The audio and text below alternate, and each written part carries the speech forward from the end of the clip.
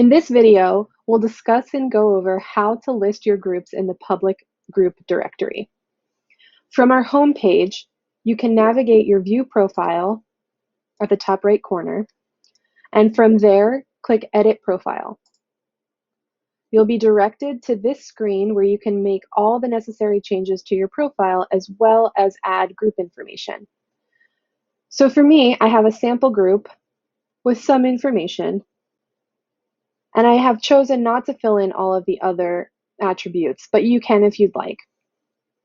We have group leaders, group day, time, frequency, the type of group, its characteristics, the contact information, and the location of the group. From here, if you lead more than one group, you can add all of the information for groups up to 10 groups that you lead.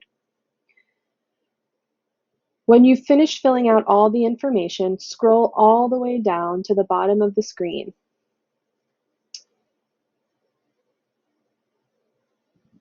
Here is where you'll see characteristics of the groups I lead. So here is where you'll have to populate items to make it searchable in our group directory. So for example, if you run two groups and they're either process group or training group, click both of these.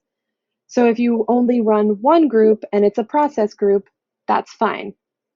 But if you run two groups and one is process and one is training, make sure that you click both of them. The same goes for group characteristics. Here, no matter how many groups you lead, click all of the ones that fall into all of the groups that you lead.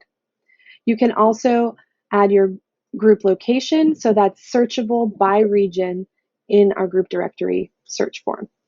From there, click Save. So now you'll be directed back to your profile page, but also if you go to the Find a Therapy Group tab,